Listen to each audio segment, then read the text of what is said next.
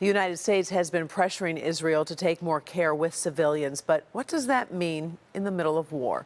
Yesterday, we told you the Israeli military talked about its estimated kill ratio of civilians to militants. Paula Tutman takes a closer look at how those numbers and policies are affecting our friends and neighbors very differently. Waiting, watching, suffering, and then more waiting. It is the everyday life of Dr. Yaman Sadeh, a neurosurgeon in Ann Arbor who spends his every waking hour worried about the lives of his father, stepmother, and sisters who are trapped in Gaza. My family for the past 2 months has been, starving a lot of the time. They don't have access to food and water. That's completely been cut off by Israel. Waiting, watching, suffering, and then more waiting. That is the everyday life of 23-year-old Ella Ben-Ami, whose mother was just released by Hamas, yet her father is still being held hostage. She's just arrived in Detroit to bring attention to others that every breath she takes is filled with grief and fear.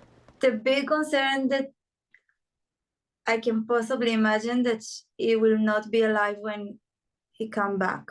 It is all being made worse for Dr. Sadeh because he believes the lives of his loved ones seem to matter so little when the Israeli army confirms its kill ratio is 2 Palestinian civilians killed for every 1 Hamas militant, and then calls that ratio tremendously positive.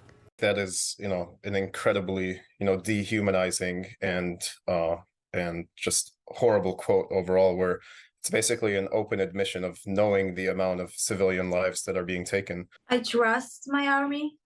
I really trust the IDF. I was in the IDF. I know that they know what they are doing. Professors Howard Lupovich and Saeed Khan, both historians at Wayne State University. There are basic codes of conduct for war. And in this conflict, you have one side, Israel, which adheres to them as best as it can. And I would say desperately trying to minimize civilian casualties. On the other side, you have Hamas, which, to the best of my understanding, does not really care about the rules. The very idea that it seems then acceptable that 2 innocent civilians who really had nothing to do with this conflict, they're not combatants, then are considered to be an acceptable collateral damage, if you will. Despite studying the very things that tear the region apart, and despite one being Muslim and the other Jewish, they managed to be friends with very different views on the kill ratio. That is just astronomical by any calculation to see the disproportionality. The IDF doesn't get a pass here, but they do get some credit for trying to figure out a way to wage the war to at least reduce the number.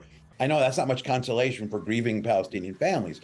Paula Tutman, Local 4. We'll have new information from the Middle East at 5, and then join Lester Holt for NBC Nightly News tonight at 6:30 as our coverage continues through the evening.